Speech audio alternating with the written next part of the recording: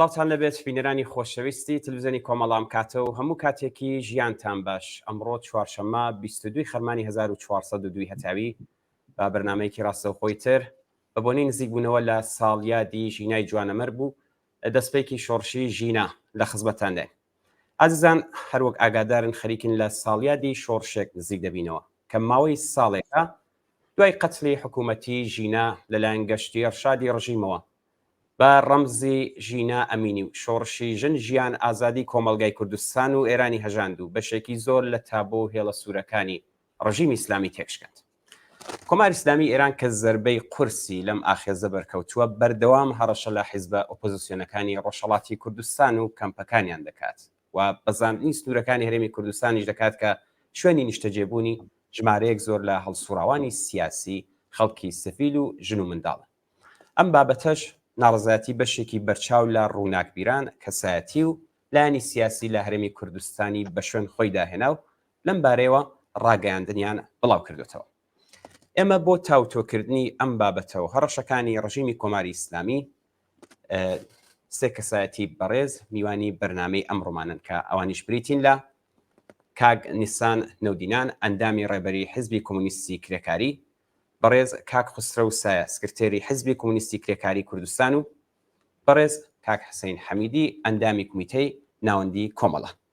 هەر سێ بەڕێز بە خێراتنتان پێ دەڵێم زۆر سپاس بۆ ئەوەی کە بەشداری بەرنامەی ڕاستەوخۆی ئەم ڕۆمان بوون. فەرموو کاک نیسان. زۆر سپاس، منیش خۆشحاڵم لەو بەرنامە داوەتم، زۆر سپاسانەکەم و سڵام عەرز دەکەم لە خەمەتی میوانانەی ئەو بەرنامە و خۆت و هاوکارانت و بینەرانی خۆشەویستی بەرنامەکەتە. زۆر سپاس. کاک حسین تکایە فەرموو. منیش زۆر سڵام هەیە بۆ ئێوە هاوڕێیانی خۆشەویست و بینەرانی تلڤیزیۆنی کۆمەڵەت لە هەرکوێکەن، هەروەها میوانانی بەڕێزی بەرنامە کاک نەسان نەودینیان هاوڕێی دیرین و خۆشەویستم، زۆر چاوم ڕۆشن خۆشحاڵ بووم. هەروەها کاک خۆسرە و بەداخەوە تەسویری نابینینی سێ من نازانم بەرحاڵ زۆر خۆشحاڵم کە لەم بەرنامە هەموو سپاسانەکەم بۆ ئەم بانگێش. زۆر سپاس بەخێر بێن. بەڵێ بەداخەوە کاک خسرە و نهاتۆتە سەرهێڵ هاوڕێیان لە ئوتاق فەرمان ئەگەر دەکرێت من ئاگادار بکەنەوە ئەگەر کاک خسرە و هاتۆتە سەرهێڵ با بفەرمێت. کاک خسرە و دەنگی مەتان هەیە؟ زۆر باشە. تا کاک خسرە و دێتە سەرهێڵ با ئێمە لەگەڵ بەڕێزان کاک حسین و کاک نیسان بەرنامەکەمان دەست پێکەین. سەرەتا پێشەوەی کە پرسیارەکان دەست پێ بکەین بە هەر لێرەشەوە بە بینەرانی ئازیزی تلڤیزیۆنی کۆمەڵە بڵم کە ئێوەش دەتوانن بەشدار بن لەسەر ئەم قسە و باسە و ڕاوبۆچوونی خۆتان و بگرێتوانن پرسیارێکش بنێرن کە ئێمەش ئاراستەی میوانەکانی بکەین و تاوتۆ بکرێت. و بەو ژمارە تەلەفۆنی کە لەسەر شاشەی تەلەڤیزیۆنەکەتانە دەتوانن لە تۆڕ میدیایی واتساپ ڕاوبۆچوونەکانتان بنێرن بۆمان. با لە کاک نیسانەوە دەست پێ بکەین بە ئیجازەی کاک حسین. کاک نیسان سەرەتا با لێرەوە دەست پێ بکەین. پێناسەتان بۆ شۆڕشی ژینە و لێکدانەوەتان و هەڵسەنگاندنتان بۆ شۆڕشی ئەم یەک ساڵە چۆن دەبێت، چۆن هەڵدەسەنگێنن؟ خۆب ئێمە هەم من خۆم شەخسەن لە تلڤیزیۆنی ئێوە و لە تلڤیزیۆنی خۆمان و کەسگەرترەوە باسی شۆڕشی ژن ژیان ئازادی شۆڕشێکە لە یەک ساڵی ڕابردووە بە قەتڵی حکوومەتی مەحسا ئەمینی ژینە دەستی پێکرد کردووە. کەس نییە لە سەتحی ئێرانە کوردستانە و بە دەرەجاتێ زۆر لە سەتحی بینەلملەلیە دنیا لەگەڵ کاراکتر و بۆچوون و بێسڵا مەبنای کۆمەڵایەتی و ئێعترازی ئەم شۆڕشە نائاشنابێ. بە نەزەری من یەکێ لە مۆدێڕنترین و پێشکەوتووترین شۆڕشێکە کە حەداقل لە زیاتر لە نیم قەڕنی گوزەشتا یا زیاتریش ئێمە شاهدی بووین. بۆنەوە ئەم شۆڕشە توانی بە شکڵێکی موعجزە ئامیز کۆمەڵانی خەڵک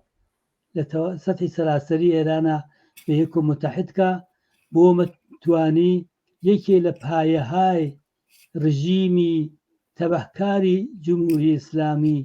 کە تەبعیزی جنسی، حیجاب و قەوانینی ئێفاف و حیجاب و شەرعیە بەسەر ژنانە تحمێڵکە ئەم شۆڕشە توانی ئەمانە بخاتە لاوە و خۆی بە قودرەتی خۆی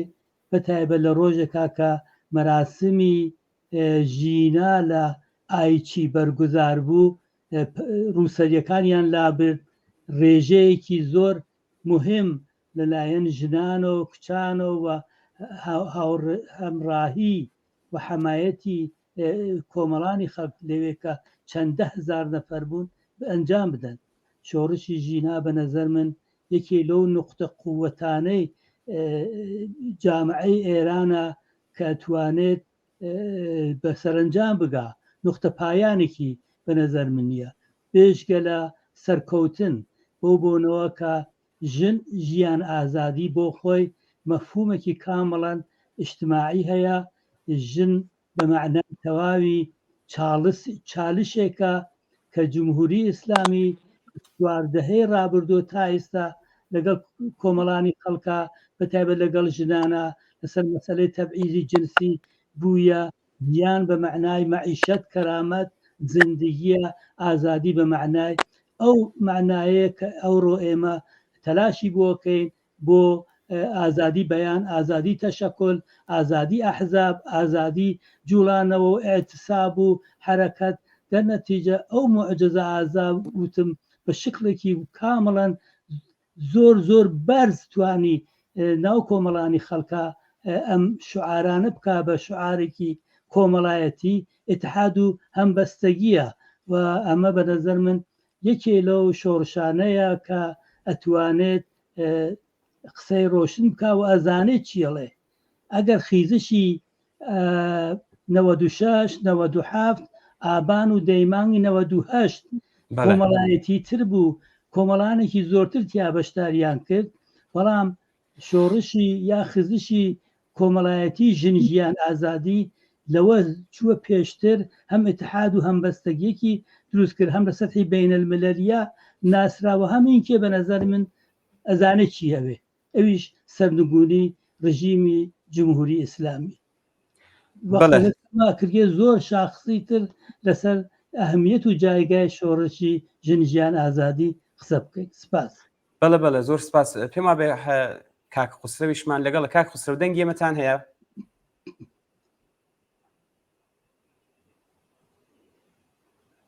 هاوڕیانەگەر دەکرێت من ئاگادار بکەنەوە من لێرە تەسویری کاک خوسرە دەبینم بەڵام دەنگی بۆ من نایەت. ئێمە دەنگی ئێوەمان هەیە. بەڵێ بەداخەوە دەنگی کاک خوسرە و نایەت و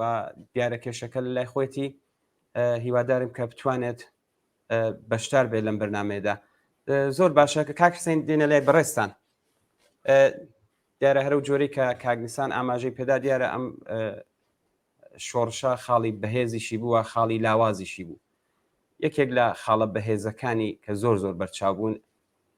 ئەم پێشەنگایەتی ژنان بوون بەڕاستی ژنان کۆڵەکەی ئەم شۆڕشە بوون. ئێوە داهاتووی ژنان چۆن دەبینن؟ من سەرڕای ئەوەی کە لەم ڕۆژە کە بەرەو پیری ساڵڕۆژی مەرگی ناوەختی ژینا هەست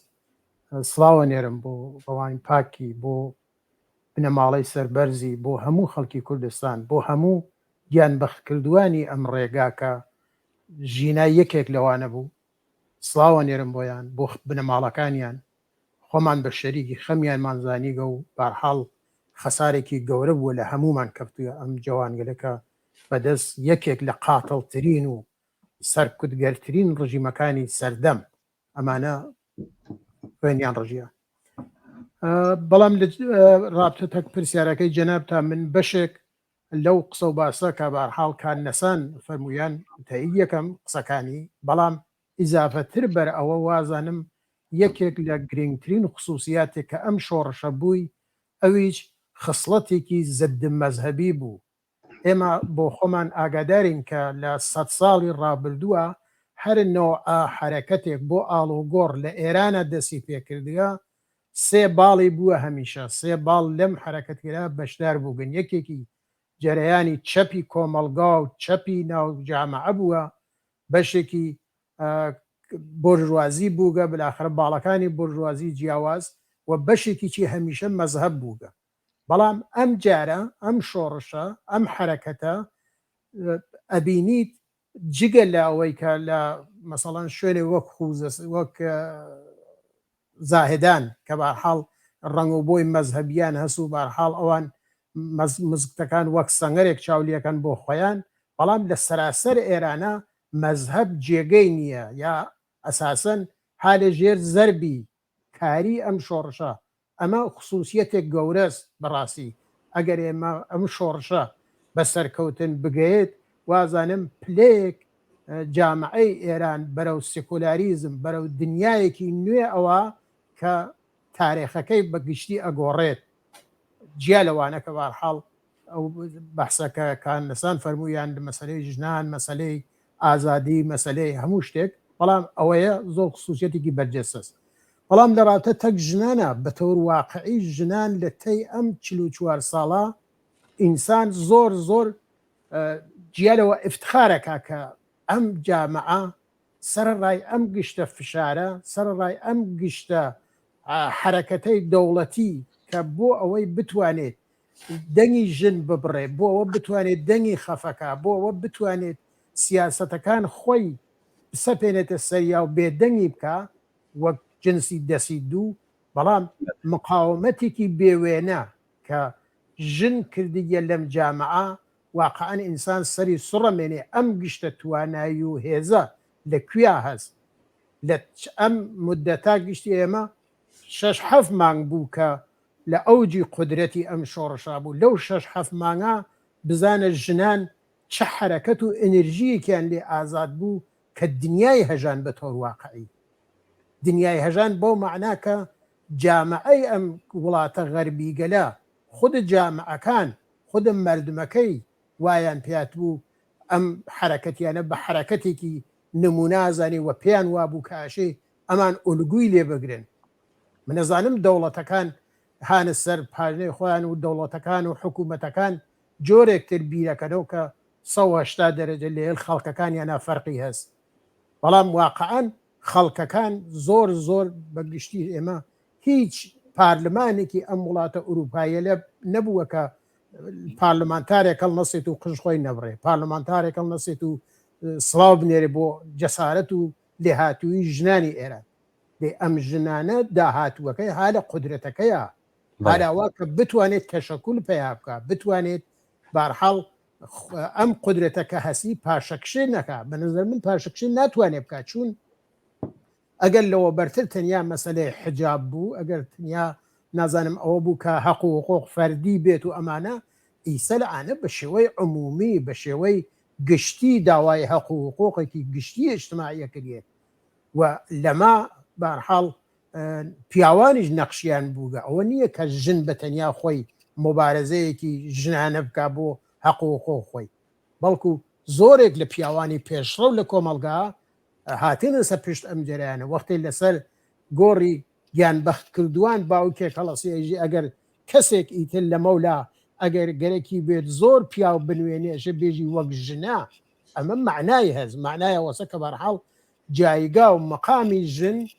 لە ئەم شۆڕشە گەیەسە ئاستێکی ترکە تا ئیسە وا نەوگە.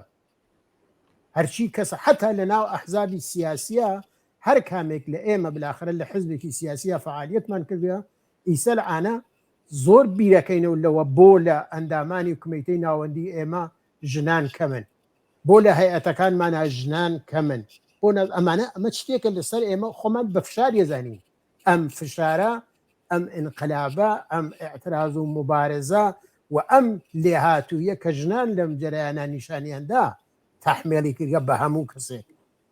بەڵام ئێمە وەک بەرحاڵ وەک قەدەمێکی مثبت چاوی لیەکەین و ئەتوانێت تەغییر بات و ئەتوانێت ئاڵۆگۆڕ بەوجود بێرێت و هیوادارم واقعاً بەم هاڵۆگۆڕە لە جامعەی بەشەری یا جامعەی ئێرانە. ئێران بۆ خۆی بەتەور واقعی وڵاتێکە کە ئەتوانێت هەر نوع تەغییرێکی تیا بەوجود بێت تەسیری نێونەتەوەی دابنێت لە منتەقەکە بە بۆنەی وەزعیەتێکە کە خودە ئێران هەسی. فەرق ناکات چه حکوومەتە بێتە سەرکار، بەڵام تەغییری تیا بەوجود بێت ئەتوانێت تەغییر لە دەوروبەر خۆیان بەوجود بێنێت. بەرحاڵ ئومیدوارکونەندەست من پێم وایە. زۆر باشە. با لێرەشەوە هەردوو میوانی بەڕێز ژاگادار بن بەداخەوە کاک خسرە و نەیتوانی لەم بەرنامەیەدا بەشدار بێت داوای لێبوردنی کردووە دیارە ئینتەرنێتی زائیف بووە و داوای لێبوردنی لە هەردوو میوانیش کردووە ئێمەش پێمان ناخۆش و بەداخەوە حتمما لە ڕۆژانی داهاتوودا پەیوەندی پێوە دەگرین وادارم توانە لەم بەرنامەدا بەشدار بێت کاک نیسان با بینەوە لای بەڕێستان دیارە کاریگەری ئەم شۆڕشە لەسەر کۆماری ئیسلامی تاسیری داناوە زۆر داما و شپرس بووە و لەسەر ئەمانەشە خۆتان ئاگادارن کە بەردەوام هەڕەشەی هێرشکردنە سەر بڵێن کەمپەکانی پەنابەرانی کوردی ڕۆژهەڵات نیشتەجێ لە هەرێمی کوردستان دەکات بۆ ڕواننەوەی مەترسیە و هێرشانە باشترین کاریگەرترین کارێک کە دەبێت بکرێت بۆ پاراستنی سڵامەتی ئەم کەسانە دەبێت چی بێت نظر من زۆر کارەکرێت بکرێت کە بەداخەوەی سەک کاک خسرە و نییە ئەو کارەوە بەشێکی زۆر لە هەڵسوراوانی سیاسی ئەحزابی چەپ و کۆمونیزمی کارگەری و کۆمونیستەکان کە کەم نین لە کوردستانی عێراقا بە نەزەر من هەزاران نەفەرن ابتکارەکەیان دەست پێ کردووە و ئیقداماتی و تەوافقاتی بینی دەوڵەتی عێراق و جمهوری ئیسلامیان محکوم کردووە و تەنەفر و ناڕزایەتی خۆیان لە حکوومەتی ئیسلامی بە شکڵێکی کۆمەڵایەتی لە ئیمزاهای نزیک بە 200 نەفەر یا زیاترە دەربڕیوە ئەمە یەکی لەو ئیقداماتەیە خۆ ئێمە منیش خۆم بە عنوان کەسێک لە کوردستانی عێراقا نیروی مسەلح بووم زندگیم کردووە ئێمە هیچ وەختێ وەکو میوان نەبووی ئێمە ئەم ئەحزابە لە کوردستانی عێراقا هەن هەمیشە ڕەوابەتێکی زۆر کۆمەڵایەتی سیاسی نزیکیان بووە لەگەڵ کۆمەڵانی خەڵکە لە کوردستانی عێراقا لە عێراقا و لە جێگەرترا خودی ئەمە بە نەزەر من جیاوازیەکەم ئۆپۆزیسیۆنە هەیەتی لەگەڵ حتا مۆقعیەتێکە مجاهدین لە بێسا ئوردوگای ئەشرەفا بووی ئەم جیاوازیە زۆر گەورە و بەرجەستاکە دەنەتیجە هەمیشە کۆمەڵانی خەڵ لە عێراقا ئەحساسی مەسئولیەتیان بەرابەر بە ئۆپۆزیسیۆنی بێسا مستەقار لە کوردستانی عێراقا کردووە لەلایەکی ترەوە بە نەزەری من هەتا ئەگەر ئەم تەوافقاتە و قەراردادهایە کە بەسراوە وتویانە تا 26 شەهریوەر ئەبێ جێبەجێبێ کە ئەلبەتە ئەمە تەبلیغاتێکی جەنگیە لە واقع ئێوە خۆتان ئاگادارن ساڵێکە زیاترە ئەم تەوافقات و قەرارداد و رابطەی دیپلۆماسی و ڕایزەنی و ئەوانە وجودی بووە و هەر لە تولی ئەو یەک ساڵە حکوومەتی تەبەکاری ئیسلامی حملەی نظامی بە ئەنواع و ئەقسام ئەمکاناتی موشکباران و زەوینی و ئەوانەی بۆ ئوردوگاکانی ئۆپۆزیسیۆن ئەنجام داوە و شتێکی تازە نییە ئەوە تازەیە کاتەوە وە ئەوڕۆ بۆ ئێمە بەرچاو کەوتووە هەم مەسئلەی تنوتیژیەکە کە لە ناو جامعی ئێرانە لەلایەن کۆمەڵانی خەڵکۆ دش بە حکوومەتی ئیسلامی وجودی هەیە ئیلتیهاب و تنوتیژیەکە لەم ڕۆژانە مردمی کوردستان مردمی شارەکانی ئێران خەریکن خۆیان ئامادەکەن بۆ ئاعتسابی گشتی بۆ جەمۆبوون و ڕێزگرتن لە یادی ئینقلابی ژن ژیان ئازادی بۆ بەشداریان لەسەر مەزاری مەحسا ژینای ئەمینی و باقی گیانبەخت کردوانی عەزیزی تر لە سەقز و شارەکانی تر ئەمە جیاوازیەکە کە جمهوری ئیسلامی بە مانۆری نظامی بە تەبلیغات بە دیپلۆماسیە کە لە بینی دەوڵەتی مرکزی و ئەقلیمی کوردستان و خۆیاهەیەتی بەرجەستەی کردووەسەوە خۆمان ئاگادارین ئوردوگاگەرێکی مستەلح نەماون ئۆپۆزیسیۆن هیچ وەختێ ئەمەلیاتی نظامی تەواوی نەکردووە سازمان یافتە لەلایەن خۆیەوە لەناو ئێران ئەو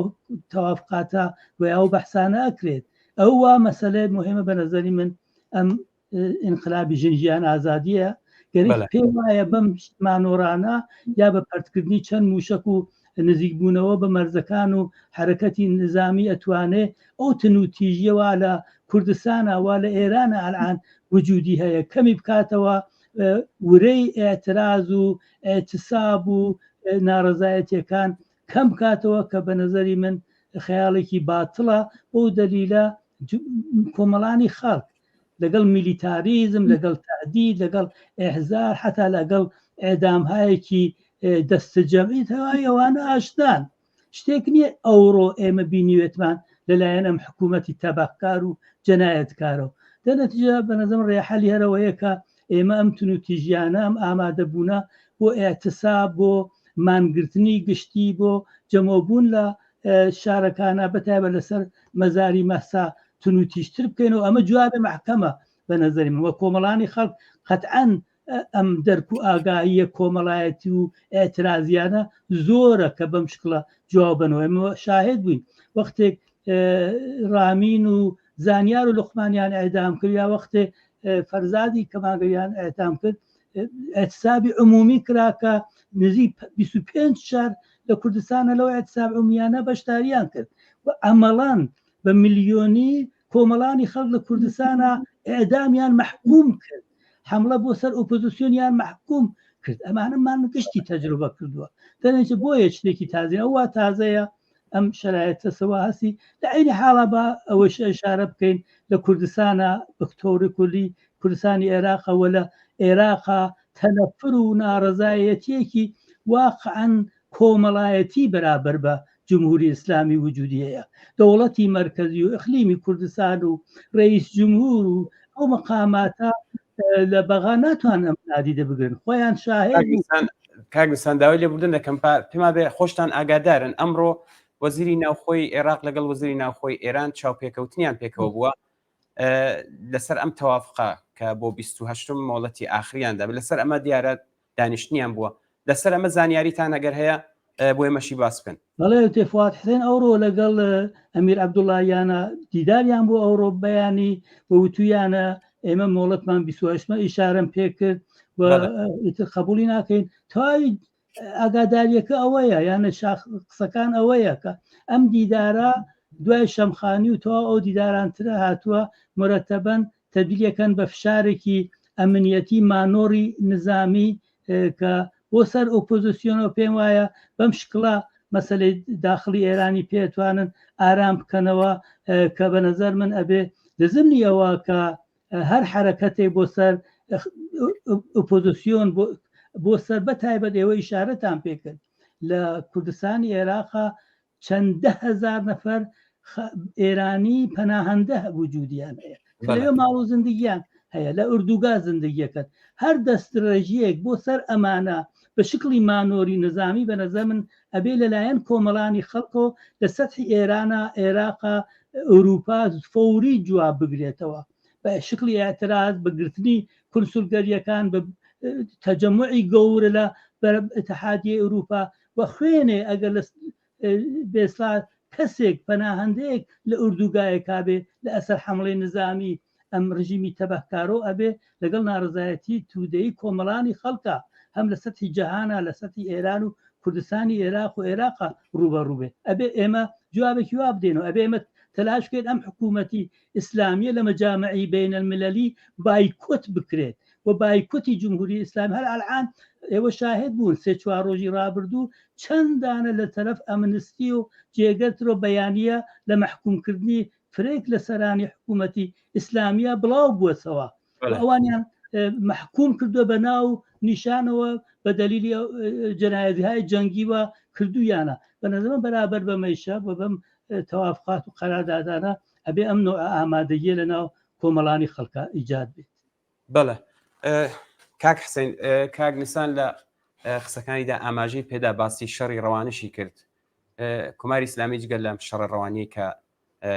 دەیخاتە ناو مەیدانەوە و جگەل لە سەرکوتیش هیچ بژاردەیەکی کەی نییە پێم باشە بزانین لێدوانی ئێوە لەسەر هەڕەشەکانی کۆماری ئیسلامی بۆ سەر لایەنە سیاسیەکانی دانیشتوو لە هەرێمی کوردستان ئەم هەڕەشانە ئێوە چۆنی لێک دەدەنەوە بەر لە هەر شتێک ئەمە واقعاً جوابێکی بەتەنیای نییە بەڵکو مەجموعەیەک لە خۆی ئەگرێت لە سەرەتاییترینیەوە ئەتانێ ئەوە بێت کە بەرحاڵ کۆماری ئیسلامی بۆ خۆی ڕژیمێکی تێرۆریستیە یعنی ڕژیمێکی هین نییە نۆرماڵ نییە وەک ڕژیمێک کە بارحاڵ ئەم تا ئیسا لە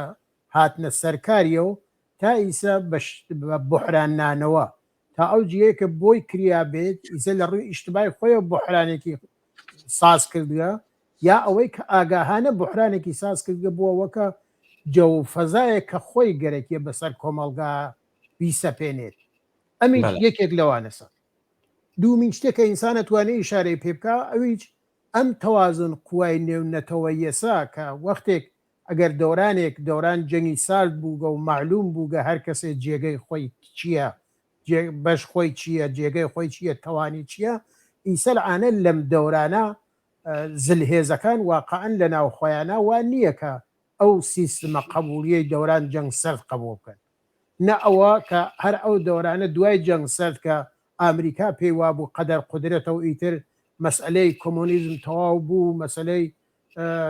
هین تەواو بوو ئیتر شەڕسار تەواو بوو و ئامریکا ئەتوانێت تەسلیم بگرێ بۆ دنیا ئەوەیشە معلوم بوو کە ئەسەن پوچە هیچێک نییە و قدرەتێتر وەک چین و رووسیە جارێکی تراتەوە مەیان و بارحاڵ هەر کامێک لەمانە بەش خۆیانی گەرەکە لەم تەوازن قووا تازە دیکتاتۆرە مەحەلیەکانیش هەر کامێکی بۆ خۆی تیە کۆشێ بە هەر شێوەیەک بتوانێت لەم وەزعیەتە سوئیسفادە بکە لەم وەزعیەتە بتوانێت داوای بەشێک زیاتر بکە مەسەڵەن ئەبینی هەر ئەو سیاسەتە کە ئێران هەسی ئەینەن تورکیەش خەریکە بەڕێوەیەوە بەڵێ ئەردوغان ئەیکا نازانم جمهوری ئیسلامی ئەیکا سووریە حتا ئەیکا دەوڵەت عێراقیکا ئەمەیچە لێرە ئەتوانێت بەشێکی ئەم فکرە هاو بەشە بێ کە ئەم دەوڵەتێنە هەسیان لەسەر ئەوەی کە حکوومەتێک هەز لە کوردستانە بلاخرە حکوومەتی هەرێم ئەلا ڕەغمەوە ئێمە قبولمان بێ قبولمان نەبێت نازانم ناڕزایەتی مردم بێت سیاست دروست یا غەڵەتیان بێت هەر شتێک بەڵام چوارچێوەیەکە هەیبەتێکە حکوومەتێکە وجودی هەست و ئەم چوار دەوڵەتە لە بەرنمەیەکی نەنووسراو یا بارحاڵی سەر لە پشپەردەر بۆ خۆیان مزاکرایان کردوێ قسەیان کردووە بەش خۆیشیان دیاری کردووە بەڵام ئێمە ڕەنگە لی نەزانین چیان کردو چیان نەکردووە بەڵام لەم نەزەرە هاوبەشیانە ئەوان گەرکیانە ئەم حکوومەت هەرێمە بە شێوەیەک دای ماڵن یانێ بارحاڵ لە محتەوای خۆی خاڵی بکەنەوە بێدەسەڵاتی بکەن بەڵێ بەشێک لەم حرەکەتگەلا لە واقع ئەمانە بەهانەز ئۆپۆزیسیۆنی ئێرانی لە کوردستانی عێراقا بەهانەیەکە بۆ ئەم نابودکردن خودیا بداخرە بێ احترامکردن خودە ئەم حکوومەت هەرێمە بەداخەوی سە دەوڵەت عێراقیش نەدەوڵەسەن نە پارلمانێک هەست نە نازانم دەوڵەتێکی ڕسمی هەست هەر کامێک لەمانە هەم تورکیە و هەم ئێران گەرەکیانە بە شێوەیەک ئەم عێراقی داهات و دابمەرزێنن کە ئەوان بلاخرە سام خۆیان بێ مەسەڵەن ئیزە تورکیە 50 کیلومتر لە خاک کوردستانی داگیر کردووە و تیان ناچێتە دەرەوە دوایی ئەوە لە قەلب ئوروپا قبرسی چەندین ساڵە داگیر کردە بەشێکی هەر نەچووسە دەریژەوە بالاخرە لەو تەوازن قووا ئەم سوئیسفاداکە ئەنا مەسەڵەن لەوە بەرتر ئەگەر تورکیە وەک عزوێکی ناتۆ کارێکی وای بکردایەت مەسەڵەن لە رووسیا موشەکی بگردایەت یەک ڕۆژ قبولی ناکرد ئەمریکا بەڵام ئیسە لەم تەوازن قووا خەریکە عینی پێوە یعنی ئاوانسی پێوە و تورکی لەوە ئیسفاداکە یا ئێران لەم گشتە فشارا کە بۆ سەر ئێران هاتووە جمهوری ئیسلامی کەفتە مەقتەعێکە واقعەن ئەحساسی کرد سقوتەکە دەوڵەتەکان دەوڵەت ئەمریکا دەوڵەت ئوروپایی بە جێگەی ئەوە کە ئەم فشارگە لە زیاکەن بۆ ئەوەی کە اعتراضات و مبارزات فرەتر عەلەی جمهوری ئیسلامی بێت ئەمانە لە ژێرە و خەریک بوون ژێر بەژێر بۆ مەنافع خۆیان بۆ ئەوە مامەڵە لێریانەکەن مەسەڵەن دەوڵەت ئەمریکا بۆ ئەوە کە بتوانێت چەندانە زندانی خۆیان ئازادکە حازرە چەند میلیارد پوڵ این ئێران کە بلاخرە زەخیرە کریا لای ئەوانە ئازادی کا بۆیان یا باوە بلاخرە ئەیواتە سەفحێتر چاوپۆشیەکان لێ لەو تەحریمەرەکە خۆیان کردیگەنە یعنی ئەمانە سا بۆ ئەم زیا خوازیگە لەسە کە ئێران ئەم حرەکەتاکە بەڵام بە تەور واقعی ئەو قسە و باسی کانەسانە فەرمێت عینەن وایە ئەمە بەشێکی فشار داخلیەکە کە لەسەر کۆماری ئیسلامی هەست کۆماری ئیسلامی ئائیسانە هیچ خەتەرێکی خارجی تهدیدی ناکە تەنیا خەتەرێک کە ئەتوانێت تهدیدی کا و بیکێشێتە ژێر پرسیار ئێعتراز و مبارزاتی ناوەوەی ئێرانە ئەم ئێعترازات و مبارزە و ئدامەی شۆڕشی ژیناس کە جمهوری ئیسلامی لێ ئەترسێ بە تەواو مەعنا دەی بۆ ئەوە کە ئەم شۆڕشە منحرفکە بۆ ئەوە کە بتوانێت فعالین و هەڵسوڕاوان دڵسەرد کاتە و تأسیرە بالاخرە ئەم حرەکەتاکە ئەم جەو فەزا بۆ وجود تێرێت کە گویا مەسەڵەن حێزی ئۆپۆزیسیۆن داماڵێت دێچەکیەکە یا ئەینێرێتە ئوردوگایەتر و ئەمانە لەواقع ئەمانە فرۆفیشاڵی جەنگیە بەشێ فرەتری ئەگینا ئێمە پێشمەرگە بووین دەوران خۆی وەک لێ کانەسان ئازانین یا بداخرە پێشمەرگە لە کوردستانە کێف نییە بەرزایی نییە لە کوردستانە ئێمە لەسەری و شەڕمان نەکردوێت و بلاخرە یا زۆر جار ئێمە حمڵەمان کردووە پایگایلمان کردووە زۆر جار بووگە دەوڵەت حمڵی کردوێ پاشەکشێمان کردووە نەعی بووگە نە مەردم ڕۆحیەیان زەعیف بووگە نە هیچێ ئیسێ ئێمە لێرا بلاخرە ئەو بەشیەوە پێشمەرگەس و ئەو پێی وایە مەسەڵەن ئەماوانە پێشمەرگە بلاخرە ئەچی لە شوێن خۆیان خۆ ئەم کوردستانە بۆ هیچ کەسێک تا ئیسە وان نەوگە بتوانێت کۆنتترۆلی کا هیچ کە پێشمەرگە نەبێ ئەتوانێت داخرە نیوری پێشمەرگە گەگەرەی بێ هەرتانێ ئدامە پێیاکە بۆ شخۆوا خۆێ بەڵام ئەو بەشە وەک پەنابەر و وەک بنیامەرێک کە بلاخرە لە هەر وڵاتێکە پەنابەر هەست ئەم جەماعەتە بلاخرە پەنابەرن ئەم دەوڵەتە ئەم حکوومەتە ئەم هەرێمە بلاخرە موەزەفە گیانەمانە پارێزێ بە شێوەیە ئەمانە بلاخرە جێگەی تریان نییە ڕێک کوێنە جێگەی ئەمانە دەشی ئەگەر گەرەکی بێشێ دانەدانە ماڵەکان لە کوردستان عێراقا بگەڕێت و ئەمانە بێرێ خۆ ئەمانە لە ئوردوگایەکانین وەک ئوردوگای مجاهدین وەکەوەی کانەسان وتی ئێمە فەرقمان لێەوە مجاهدینە بە تەور واقعی وایە مجاهدین بەشێک لە مردم عێراق نەبوو بەشێک لە مردم کوردستان نەبوو ولی ئێمە بەشێک لە مردم کوردستانین هەر ئیمڕۆ ئەو مشکڵێ بێتە بەرەو بۆ ئوردوگا ئەو جەمعە بە 2 ساعتیش ناوە هانە ناو دانەدانە ماڵەکانە لە شارەکان دەوروبەرە و سکانیان پیا کردەوە هیچ کەس ناتوانێت زۆریان لێ بکە نلتەنیا زۆریان لێ ناکەن بۆ بە دڵ و گیانیان پەزێرن دەی ئەمە بەرحاڵ جمهوری ئیسلامی فقط عینەکەی بۆ مێنێتەوە بە تەور واقعی جارێکی تر ڕەزالەت و زەلالەتێک تر ئەتوانێت تەجربە بکە یعنی هیچ حەزانجێکی بۆی نییە بە تەور واقعی بەڵێ دەستخۆش کاگویستان کاک حسین لە قسەکانی دا ئیشارەی بە داگیرکاری تورکیا کە سنوور تێ دەپەڕێنێ و ساڵهایە ڕۆژ لەگەڵ ڕۆژ زیاتریش لەم خاکە داگیر دەکات ئەم دەور و نەخشی بڵێن حکوومەتی عێراق یا ئەم داگیرکاریەی خودی دەوڵەتی تورکیا و بوونی هێزەکانی ئەمریکا لەم وەزعەتەی ئێستادا ئێوە ئەوە چۆن لێک دەدەنەوە ئەمە بە دەرەجەیەک سابقەیەکی توولانیە یانێ قوتبەندیە کە کوردستانی عێراق و کولەن عێراق لە منتەقا لە بینی دەوڵەتەکانی لەلایەکەوە تورکیا عەرەبستانی سعودی و جمهوری ئیسلامی تیا قەراری گرتووە بەتۆری واقعی وایە کە ئەم خۆتان تەجروبەتان کرد کەرکووکتان لە بیرە 2 هەفتە لەوە پێش چە تەقسیم بەندیەک بە بۆنەی حزوری دەوڵەتی تورکیا حەشتی شعبی جمهوری ئیسلامی دەوڵەتی مرکزی عێراق کە حتانەیان هێش نیروهای حزبی دموکراتی کوردستانی عێراق بڕێتەوە لەوێ مستەقەر ببێت ئەم تورکیا جمهوری ئیسلامی ئارایشانە و وجودی هەیە حدودی زیاتر لە 10 ساڵە هەست تورکیا 50 کیلومتر زیاتر پێشڕەوی کردووە بە شایەک لە مناتقی مهمی کوردستانی عێراق و بەرەو سووریە و بەرەو مەرزەکانی ئەمقیتری خاکی کوردستانی تەسەڕف کردووە جمهوری ئیسلامی عێراق بە تایبەت کوردستان بە بەشی سلەیمانیە و ئەوانە هەروەکو ئوستانی خۆی چاولەکە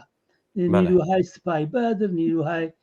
سپای پاسداران حەشتی شعبی بەسیجی حەشتی شعبی دروست کردووە لە بەغا و لە جێگەری تر ئەمان حتا حاضر دەبوون ئەو ڕفران دۆمەوە قەراب و ساڵی 1997 و فکرکەم بەرگوزار بێت حدودی 3-4-5 ساڵ لەمەوبەر حتا حاضر نەبوون ئەوەیشە قبول بکەن دەرنەتیجە و قەتعاً دەوڵەت‌های منتەقە هەم بە بۆنەی رابطەی توجاریە و گومریکاتە و هەم بە بۆنەی ئەوە کە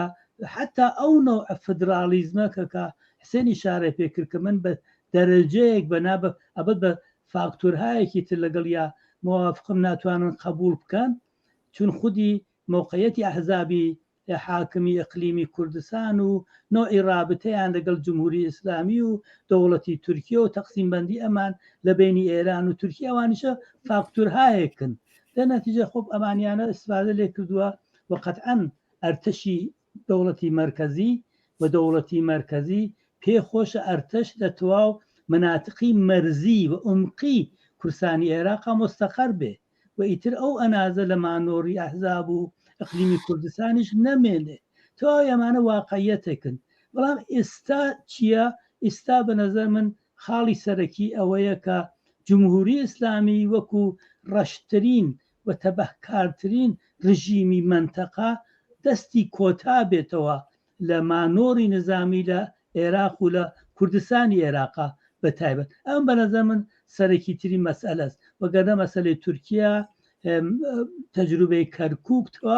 تەواوی ئەوانە ئێمە ئەوڕۆ بە چاوی خۆمان ئەیبینین و نەخش و دەوری دەوڵەتەکان لەو منتەقە چاومان لێتی خۆ مەسەلەی مەنابعی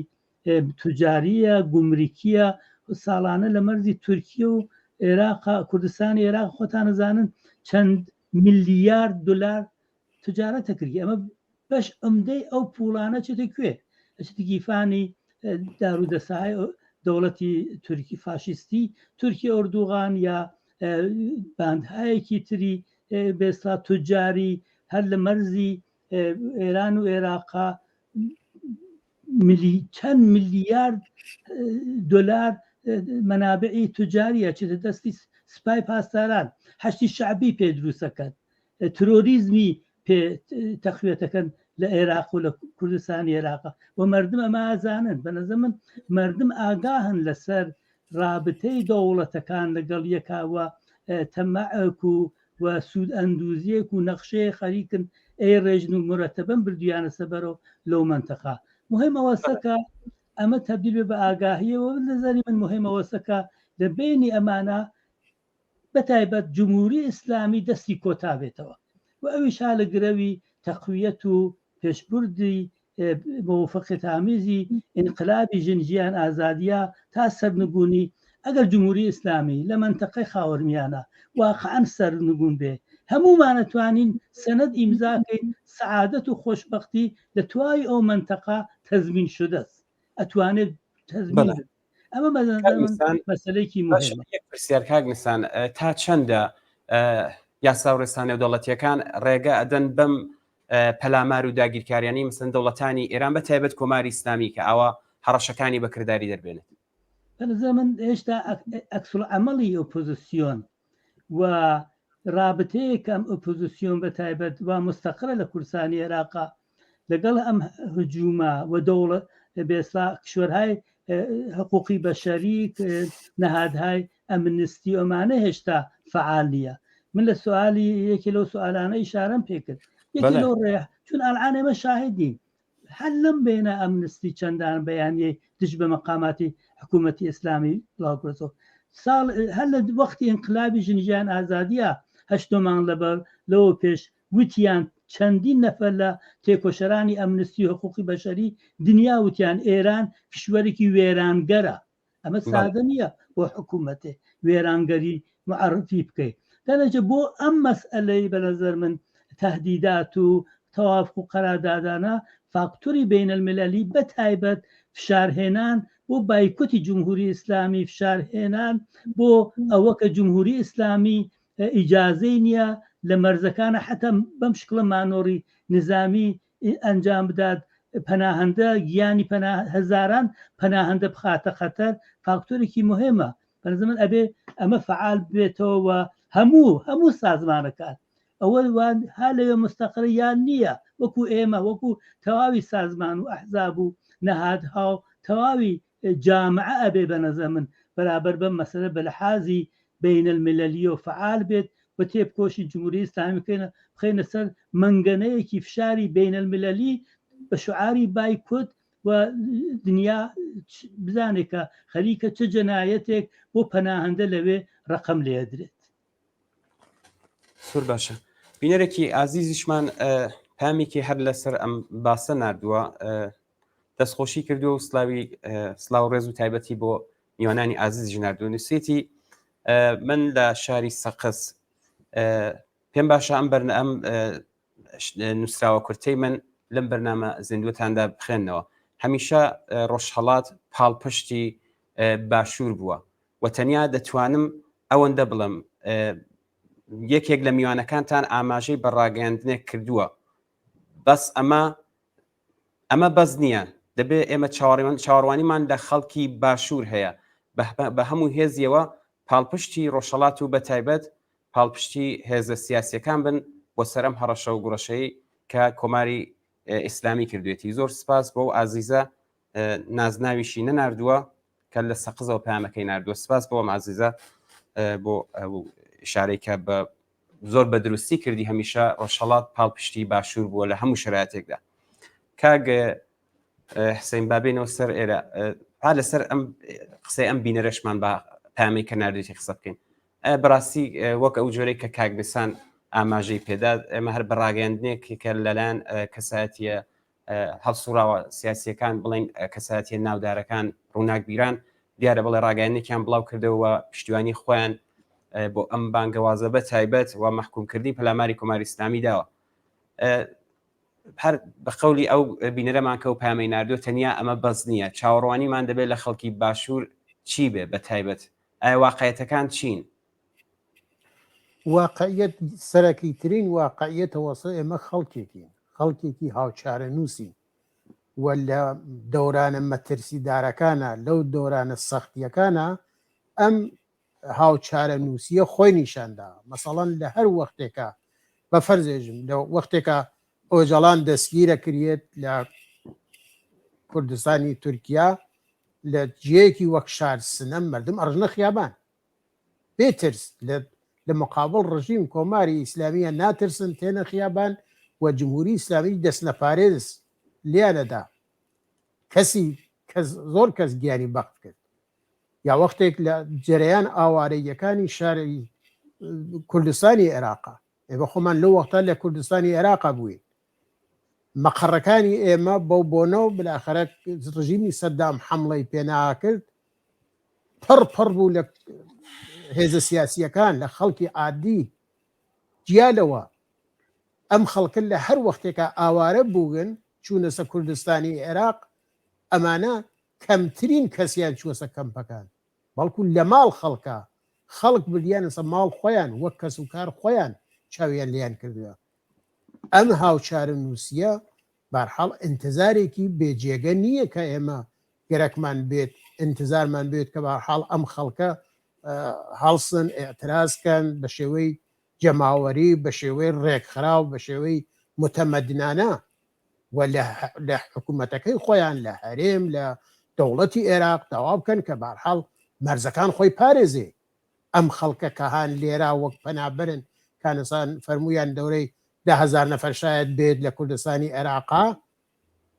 بەرحاڵ ئەمانە کەسانێکن کە وەک هەموو پەنابەرێکی لە سەراسەر دنیا گیانیان نەشێ پارێزن و داواکەن لە نەهادن دەوڵەتیەکان لە UN لە ئەم شتێرەکە بلاخەرە مافی پەنابەران بلاخەرە داواکەن کە ئەمەش بەری پێبگیریە ئەمەش پێشی پێبگیریە من ئەو حرەکەتە کە ئەو جەمعە لە ڕووناکبیران و کەسە ناسراوەکان کردیانە بە نەزەرم حرەکەتێکی باشە بەڵام خەڵکی کوردستانی عێراق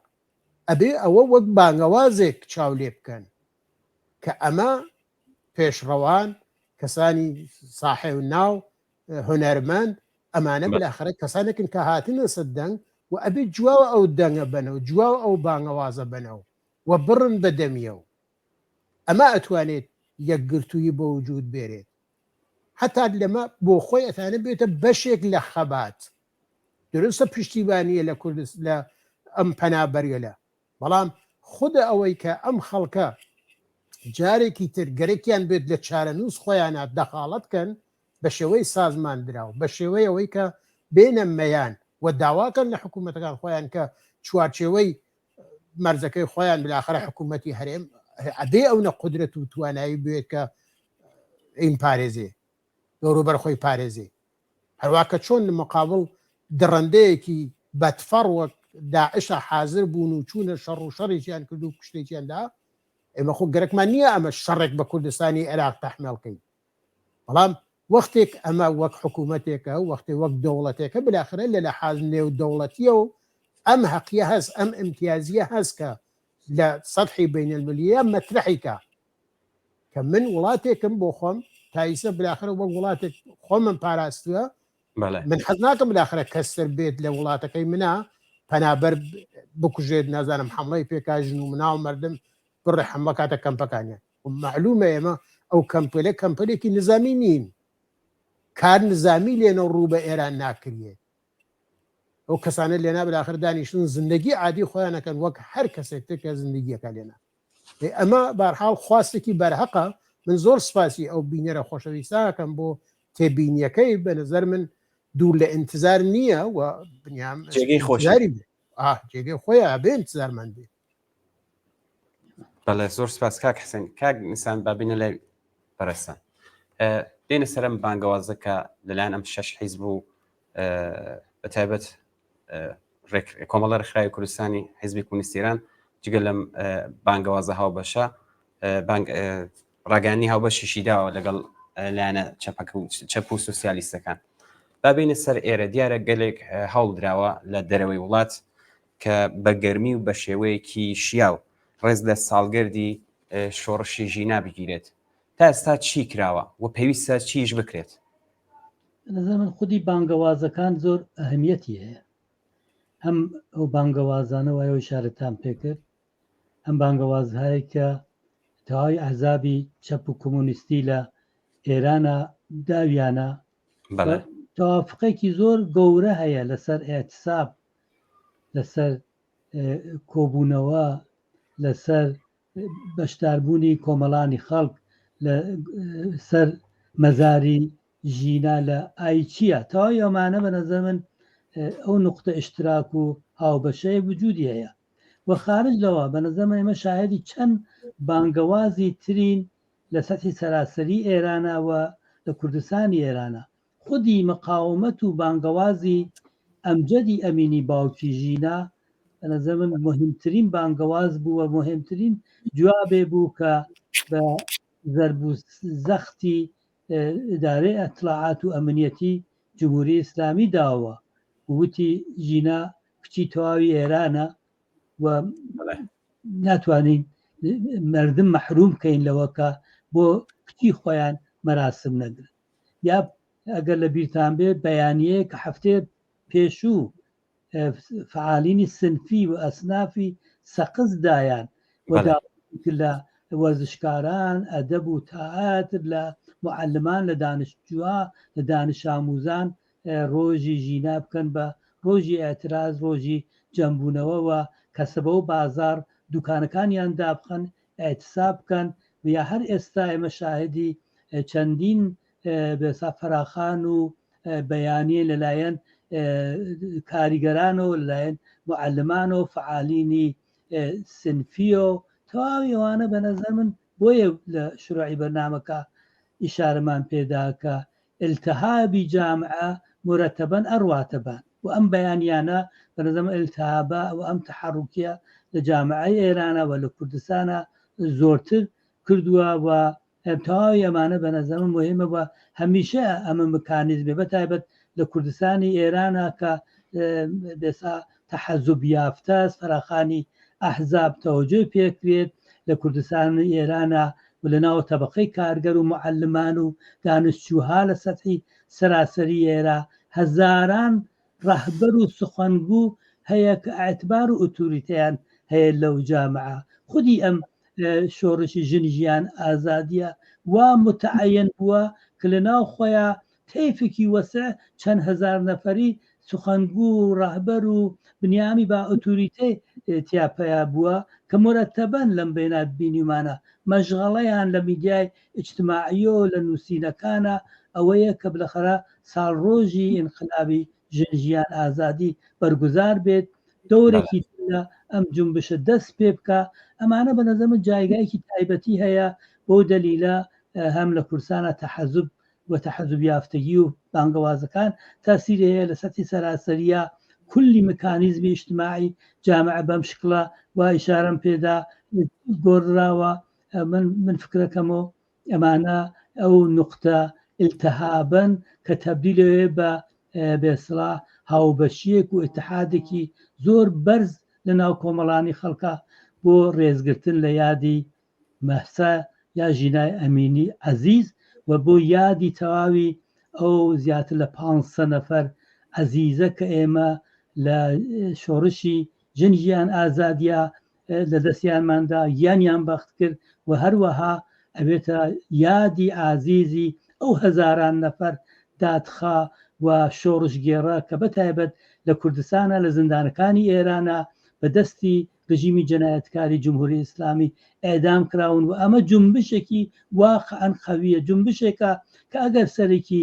خانەوادەهای دادخان لە کوردستان و لە سەتی ئێرانەکە ئەلان 500 نەفرن لە کوردستانە هەزاران نەفەر دادخاو گیان بەخ کردو هەیە لە سەتی سەراسەری ئێرانە دەها و سەدها نەفەر کە هان لە گۆڕستانەکانی جۆراوەکو پارکی لالە و جێگەری تر لەوێ ئەدامهای دەسە جەمعی کراون تەواوی ئەمانە جنبشایەکی زۆر واقعی و اجتماعی و ئینسانی و ئەحساسیە کە ئەوڕۆ ئەبینن خەریکن بە یەکەوە هاودەنگ ئەبن بۆ ڕێزگرتن لە یادی یەک ساڵبوونی شۆڕشی ژنجیان ئازادی. بەڵێ کاک حسین پرسیارێکمان لە بۆکانەوە بواتوە هەڵبەت دوتێتی پێم خۆشە ڕای هەردوو میوانی بەڕێز لەسەرم پرسیارە بیستم سێتی پرسیارێکم بوو کە ئەگەر بکرێت هەردوو میوانەکەتان بە جیاواز جوابی بدەنەوە بەڕای ئێوە کاتی ئەوە نییە تەواوی هێزە چەپەکان و ئەحزابی چەپی کوردستان و ئێران دەنگ و بانگەوازی هاوبەشیان بێت بۆ ئەم کاتەی شۆڕش و بەرامبەر بە خەڵک بە یەکدەنگی خۆیان هیوایەکی بەرز دروستکەن؟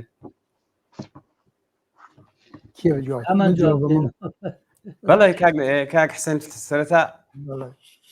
زۆر باش من سپاسی ئەو بینێرە خۆشەویستاکەم بە بڕوای من داخوازێکی بەجێگەیە بە تۆر واقعی ئەمە یەکێک لە ئارەزووەکانی ئێمە وەک جەرەیانێکی چەپکە خۆمان بە جەرەیانێکی چەپ و سۆسیالیستی داهانین و ڕەوابەتی باشمتمان هەیە لە هەموو جەرەیاناتی چەپا تەواو تەلاشمان ئەوەسە کە ئێمە بتوانین حتا ئەگەر نەتوانین لەژێر چەترێکا لەژێر سەقفێکا بین بەڵام ئەتوانین ئێمە کاری هاوبەش بکەین ئەتوانین لەسەر خاڵە هاوبەشەکانمان یا لەسەر ئەو چتگەلەوە توافق عمومیمان هەست لەسەرەوانە بڕیار بین کاری جەمعی بکەین و ئیتفاقەن تەنیا ئێمە تەجربەیشمان هەز لەما حتا لەو وەختەوە کە شۆڕشی ژینا دەسی پێکرد بۆ یەک نمونەی بووچکێژم لە هێزەکانی کوردستانی ئەوانەی کە نیروی موسەلەحیان بوو زۆر ئێمە تحت فشار بووین لەلایەن لاوان و کەسانەوە کە لە ناوەوە بوون کە هێزی نظامی بنێرینەوە بۆ کوردستان ئێمە هێزە سیاسیەکان لە تەوافقێکی عمومیە بەو نەتیجە گەیشتین کە ئێمە نابێ ئەو کارە بکەین و بردمانە بەرەو یعنی بە تەلاش بە قسە بە گفتوگۆ حرەکەتێکی هاوبەشمان بردە بەرەو کە کوردستان ئێمە دەستپێکەری میلیتاریجێکردنەوەی کوردستان نەبین شتێک کە جمهوری ئیسلامی حەزی پێکە وە گەرەکیە کوردستان لە باقیەی ئێران جیا بکاتەوە بەم شکڵە ئەمە حرەکەتێکی مثبت بووگە یا ئیسا ئەم تەوافقەکە ئەکرێت بۆ ئەوەی کە ڕۆژێکی دیاری کراو لەسەری قسە بکرێت بە نظر من ئەمانە هەمووی فشارێکی عمومی و خواستێکی عمومیە کە لەسەر ئەحزابی سیاسیج فشار داهانێت و بلاخرە زەختە خاتە سەریان کە جواو نیازێک بدەنەوە کۆمەڵانی خەڵک لە هەرچی زیاتر نیازیان بە یەکگرتووی اتحاد و کاری سازمان یافتەست ئەگەر ئەحزابی سیاسی هەر کامێکی بۆ خۆی ئۆتۆریتەی هەست ئەگەر بە شێوەی جەمعیج ئەم ئۆتۆریتە بنوێنن ئەم ئتحاد و هاوپشتیە لە ناو جەماوەرە زۆرترەکەنەوە دڵگەرمی بۆ وجودێرن و بە تایبەت ئەگەر جەریاناتی چەپ ئەلا ڕەغم هەرنەوە اختلاف نەزەرێکی سیاسی لەسەر فرەیەک مەسایل ئێمە بمان بێت بەڵام خاڵی هاوبەشمان ئەو نە زۆرە کە ئەکرێت واقعان ئێمە لەسەر دانەدانەیەوانە تەوافقکەین و کاری هاوبەش بکەین لەسەر ئەم شتێدا ئێمە تەلاشەکەین بۆەوە پێمان خۆشە پێمان باشە و ئارەزوومانەوەسە کە بتوانین چەترێکی چەپی گەورە لە سەراسەر کوردستان و ئێرانە بەوجود بێت کە واقعان خۆی ئامادە بکە بۆ ئەوەی کە بتوانێت نەقش بنوێنێ بۆ ئەوەی کە بتوانێت تەئسیردا بنێ بۆ ئەوەی کە بتوانێت ئالتەرناتیو سازکە لە مقابل ڕژیمی کۆماری ئیسلامیە خواست گیان هەر خۆشتان ئاماژەتان پێدا دیارە ئێمە ئێمە بە خااتیەوەی کە خاڵی هاوبەشە دیارە ئەم بانگەوازش دەرکرا بۆ 25 خەرمانان وەکو مانگرتنی گشتی دیارە لێرە 6 حیزب بە سیاسەتی جیاواز و بە ئیستراتیژی جیاوازەوە چون خاڵی هاوبەش زۆر بوو ئەم کۆدەنگیان پێکێنا بۆچی باشە ئەم کۆدەنگیە لە دەرەوەی وڵات لەگەڵ ئۆپۆزیسیۆنی گەلانی ئێران پێک نەهات کە ئەو جۆرێک کە بۆ خۆت دەڵێ خۆ دیارە خاڵی هاوبەشیش لە بینی ئەواندا زۆر بووە ئایا پێتان وانە بوو باشتر دەبوو کە کۆدەنگێکی ئاواش پێش بێت لە دەرەوەی وڵات لەگەڵ ئۆپۆزیسیۆنی گەلانی ئێران ئەوەی کە ئێم ئەرزم کردی ئەوەی ئارەزووی ئێمە بۆی تێ کۆشین بەڵام ئیتر ئەحزابی سیاسیە کە بۆ خۆی بەسەڵان لە دەرەوەی وڵات ئەگەر ئەو فشارە کە کۆمەڵانی خەڵک لەسەر خۆیان ئەحساسیەکەن و زەرورەت هاودەنگی و اتحاد و بە هەم پەیوەستگی و ئەوانە ئەکەن ئەگەر ئەمانیش ئەم زەرورەتیانە ئەحساس کردایەت بە تۆ واقعی ئەم فشارە لە سەریان بوایەت 100% دانە بەدانە تێکۆشانیان بوو بۆ ئەوە کە بتوانن بە جێگەی ئەوە اختلافەکان زیاتر بکەنەوە یا لەسەر اختلافەکان زۆرتر بچن لەسەر خاڵە هاوبەشەکانە چون بۆ ئەوە کە بتوانین بە یەکە کارێکی هاوبەش بکەین پێم وایە ئەکریا بەداخەوە ئەگەر تایهێژ نەکریاگە بەرحاڵ دوور نییە بە تایبەت گەرەکمەوە بێژم کە کۆماری ئیسلامی ڕووخاندنی کۆماری ئیسلامی سەرنگونی کۆماری ئیسلامی ئەگەر تا چەند ساڵ لەمەوە بەرفەقەت خواست و ئارەزووی ئەحزابی سیاسی بوو ئیسە بوەسە زەرورەتی کۆمەڵانی خەڵک هەر ڕۆژێک زیاتر ئەم ڕژیمە بمێنێتەوە جەنایەتێکی فرەترە خوڵقێنێ گیانی ئازیزانێکی فرەتر لە بینەوە و لە نەتیجا ئەمە تەنیا خواست نییە تەنیا ئارزوویەکی شیرین نییە ئیمکان پەزیرە کە ڕژیمی کۆماری ئیسلامی سەرنگون بکرێت و زەرورەتە ئیتر تەنیا ئارزووی ئەحزاب سیاسی نییە زەرورەتێک نییە کە ئەحزاب سیاسی دەرکیکەن بەڵکو کۆمەڵانی خەڵک بە ڕەگ و پێسیانە دەرکیان کردووە کە هیچ ڕێگە ئومیدێک بۆ ئەوەی کە لە چوارچێوەی ئێرانە بتوانن بە حەدە ئەقل ژیانێ بگەین لە چوارچێوەی نظامی جمهوری ئیسلامی ناتوان پێ بگەین ئەشێ لە جمهوری ئیسلامی ڕەت بن ئەمە نەتەنیا معتەرزین نەتەنیا ئۆپۆزیسیۆن نەتەنیا کۆمەڵانی خەڵکی معتەرز حتا جەریانی ئیسلاح تەڵەبی ناوخۆییان بۆ قەناعەتە گەیین کە ئەشێ لە جمهوری ئیسلامی ڕەت بن بەرحاڵ دەی ئەگەر واسە ئەبێ ئەم زەرورەتە دەرکەین کە کاری تەنیا حزبێک نییە ڕووخانی جمهوری ئیسلامی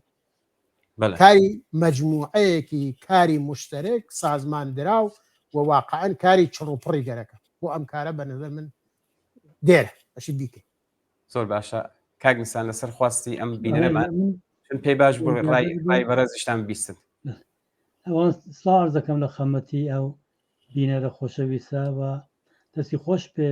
دەخاڵەتێکی فعالی کردووە قەتعاً ئەوە ئێمە تەجروبان کردووە یا من یا کاک حسێن زیاتر لە 40 ساڵە من ئەلبەتە کەمێ زۆرتر حدودی نزیک 6 ساڵە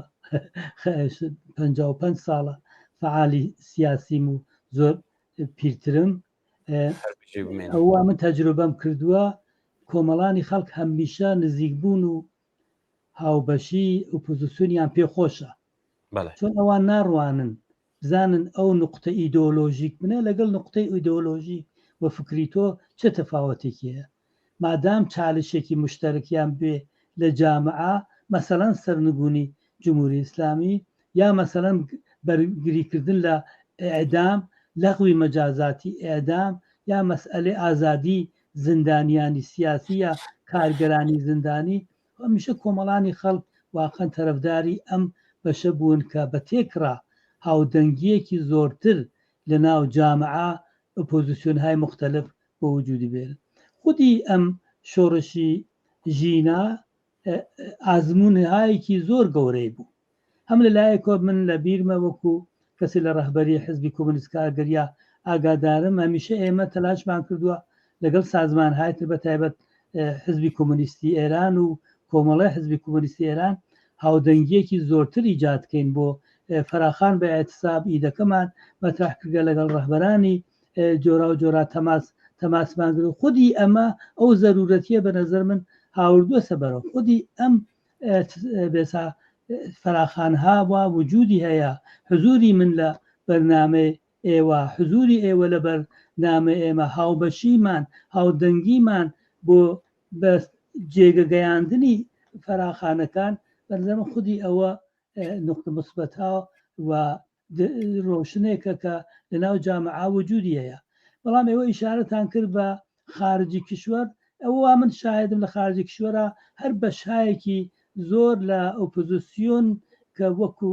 ئێمە فکرەکەن وەکو خۆمان فکرەکەنەوە حداقە لە کشوەگەر ئەوروپاییە هاودەنگن بۆ بەرگوزاری تەظاهرات و ڕێژە لە ڕۆژی مەسا ڕۆژی 25 شەهری وەرا ئەوە وجودی هەیە. بەڵام ئەگەر ئەمە تەعمیم بدرێتە سەر تەیفهای وەسیعتری ئۆپۆزیسیۆن کەمێ سەختە لەبەرەوە ئێمە تەجروبەی جۆرج تاونمان هەیە، تەجروبەی سەڵتەنە تەڵەبەکانمان هەیە، تەجروبەی خراپکاری و شاهوڵابازی ئەوانمان هەیە کە چەندێ زەربەیاندا لە تەجمعاتی مردم دەنەتیجە خودی ئەم ئازمونەیشە تاسیری کردوە سەرەوە کە ئەحزابی ئۆپۆزیسیۆن وەختێک فراخانەدەن بە وەختی ئەحساسەکەن کە ئەبێ کۆمەڵانی زۆرتر و ئەحزابی زۆرتر لە دەوروبەری فراخانەکانیانە جەمەوبن چه خاستایەکی مشخص بنووسن مەترەحیکەن بانگەوازی بکەن بۆ ئەوە کە ئتحاد و هەمبەستگی و یەکگرتوویەکی زۆرتر بە وجود بێ. بەنظرم ئەمە پێشڕەویە کە بە نسبەتی هەر دەورەیەکی تر و قەتعەن ئێمە بەش بە حاڵی خۆمان هەمیشە ئامادە بووین کە لە فراخان بە ئاعتساب بۆ ئازادی زندانیانی سیاسی بۆ هەر مەسئلەیەکی کۆمەڵایەتی و اجتماعی و سیاسی لە جامعەی کوردستانە هەیە حتمما ئەو هاودەنگیە بە وجود بێری. بەڵێ زۆر سپاس بۆ ئێوەش کاگنسان. کاک حسین بابینەوە لای بەڕێستان دیارە 3 ڕۆژمانمەوە بۆ 25 خەرمانان بۆ بانگەوازێک کە لەم ڕۆژەدا مانگرتنی گشتی بەڕێوە بچێت.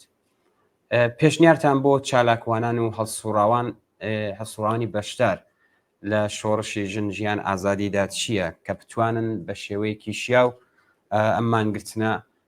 گشتی بێت و سەراسەری بکەنەوە؟ پێشنیاری ئێوە چییە؟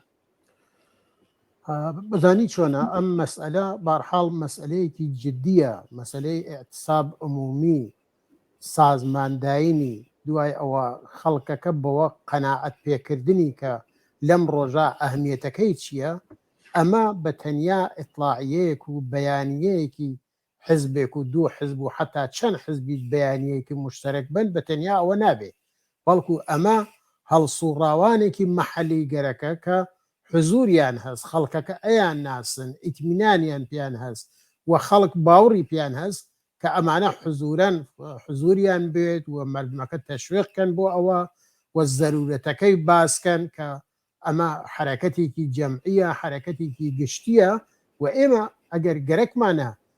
حرەکەتێکی ئاوا بکەین بارحاڵ بە یەکەوەشێ دەسە جەمعی بیکەین و حرەکەتەکەمان ئەبێ موفقیت ئامیز بێ بۆ ئەوەی کە بەرچاو بێ، بۆ ئەوەی کە ڕژیمی کۆماری ئیسلامی حەساوێکمان بۆ باسکە بۆ ئەوەی کە وانییە ئەمە هەر وەختێ ئەو گەرەکیە بە مەیل خۆی شەڕ بە ئێمە بفرۆشێت، نازانم شەڕ بە ئەحزابی سیاسی بفرۆشێت یا ئەوەی کە بارحاڵ مەیان شەڕ ئەو دیاری بکە. بەڵکە ئەیمڕۆ لەم ڕۆژە لە ڕۆژی 25 خەرمانانە کە ڕۆژی ئەحساب عمومیە، ئەم ڕۆژە ڕۆژێکە کە ئێمە دیاریمان کردیە بۆ ئەم ململانیە لەگەڵ کۆماری ئیسلامیە بە شێوەی سازماندرا و خۆمان ڕۆژەکەیمان تەعین کردووە، خۆمان ڕۆژەکەیمان دیاری کردووە و بالاخرە شێوەی حرەکەتەکە یا تاکتیک مۆبارزاتی خۆمان بە شێوەی ئێعتساب سازمانداوە. ئەمە ئەهمیەتی هەز لەم شەرایەتە لەبەر خاترەوە هەر کارێکتر تۆ بیکەیت ڕەنگە خەتەراتێک یا ئەوەی کە کۆماری ئیسلامی بتوانێت دەخاڵەت و نظامیگەری بکات یا نازانم کوشت و بڕ بکات یا ئەمانە بکە دەست جمهوری ئیسلامی لەم حرەکەتی لە کۆتاوێتەوە لە ئێحسابێکی عمومی ئاوە هەر کەسێک لە شوێن خۆی لە ماڵ خۆی ناچێتە سەرکار لە ماڵ خۆی دانیشێت دوکاندارە دوکانەکەی تەحتێڵەکە مەدرسەس ناچێتە مەدرسە معلمە ناچێتە سەر کلاسەکەی کاریگەرە ناچێتە کارخانە خۆ ناتوانن بە زۆر دانەدانێ ئەم مەردمە بکێشنە دەرەوە بیان وەن کاریان پێ بکەن بیان وەن مەدرسە مەسەلەکە ها لە سەرەوە و وەختێک های لێ ئەحساب عمومیە وەختێک ئۆتۆبوسەکان گشتی ئەحسابەکە وەختێ ئەم ترانسپۆرتە عمومیە لە ئەحساب عمومیەکەن معلومە ئەمە خۆی ئەوێتە دەلیلی بۆەوە کە مردم نەچن وەختێ ئەحساب بۆ منی ناچم ناتوانم بچم بچی بچم یعنی کولەن ئەگەر دەسە جەمعی بێ ئەگەر بەیەکەوە هاو ئاهەنگ بێت و هەماهەنگ بێت و فعالینی مەحەلی بتوانن ئەم خەڵکەی دەوروبەر خۆیان بەو قەناعەتە بگەێنن و زەرورەتەکەی دەرک بکەن یعنی بیناسێن و پیانیان بێژن بە نەزەرم ئەکرێەوە کوردستان تەجربەی بانی هەست لەوا بە تەور واقعی ئێمە چەندین حساب عمومی بە جێگە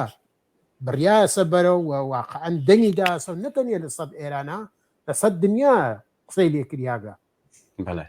ئەمە بەرحاڵ ئەهمیەتەکەی هالەوەوە بە نەزەر من ئەکرێت واقعان ئەکرێت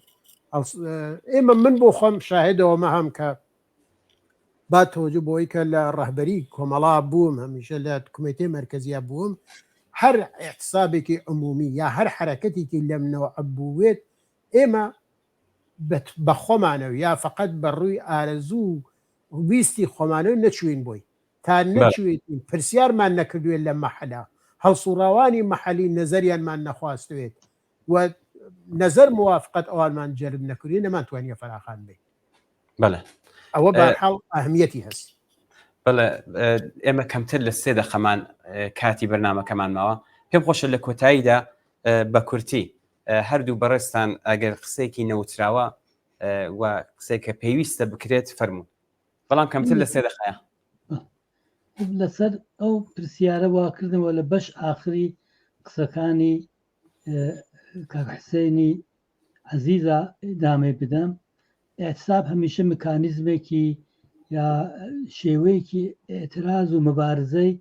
کۆمەڵانی خەڵک بووە کە بشکلی میلیۆنی چەندە هەزار چەند سەد هەزار نەفەری لە مەبارزەی کا بەشداری بکەن لەم دەورەی ئینقلابی ژنیان ئازادیە بە نەزەر من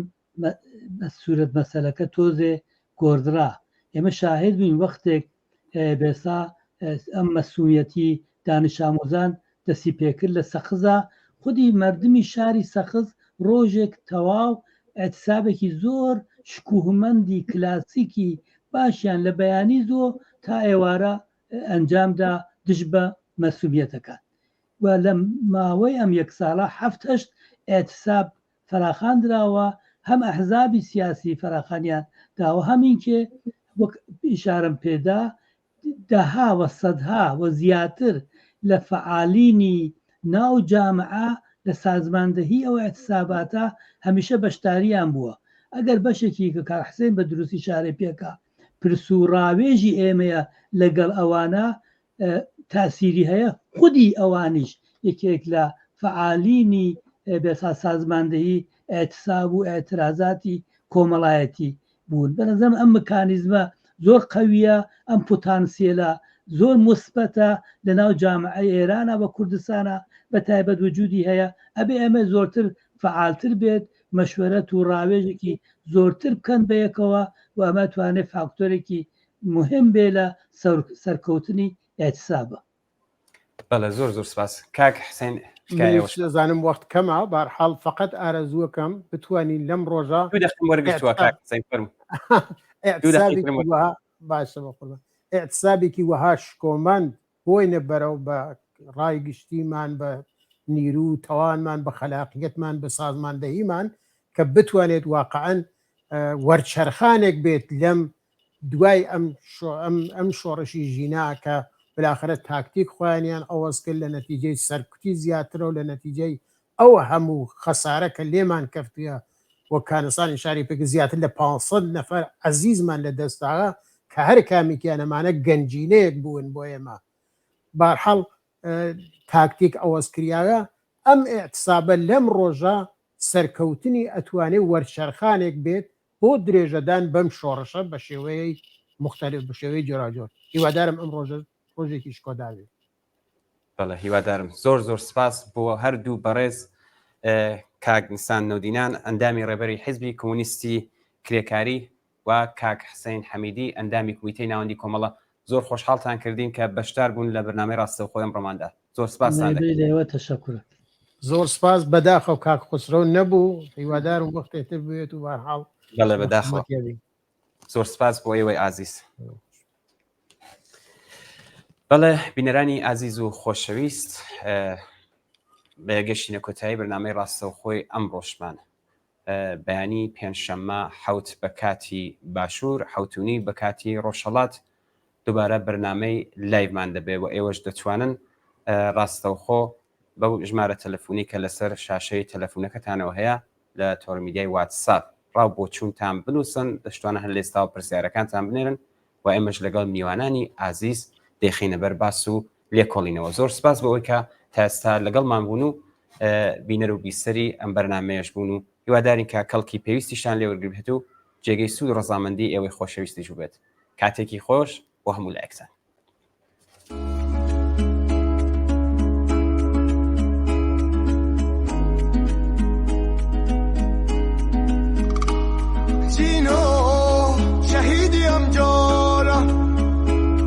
غربتی بیوارا و پرچی رود هواری کرد نای مجر داری صدارا جینا شهیدی امجارا